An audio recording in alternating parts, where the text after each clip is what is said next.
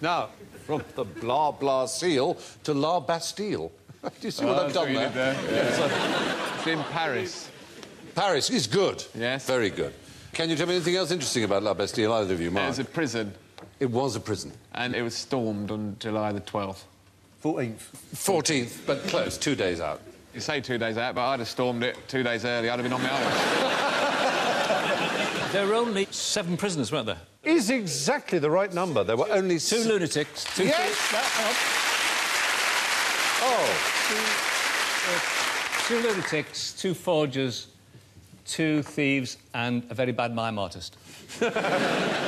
Wasn't he convinced he was Julius Caesar, one of them? Oh, this is good. You're getting points too. I'll come to this. This is impressive. And listen to this. We have 4 forgers. We have the Comte de Solange, who was inside for sexual misdemeanours of an unspecified kind. 2 lunatics, one of whom was an Englishman or an Irishman, they're not quite sure, called Major White, with a waist-length beard, who thought he was Julius Caesar.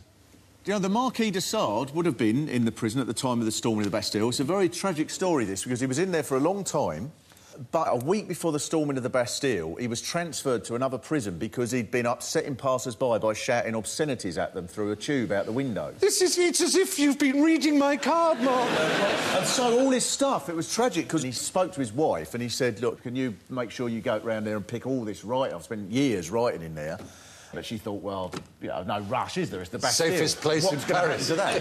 And then I think she went down there on the day of the storming of the Bastille and thought, oh, shit.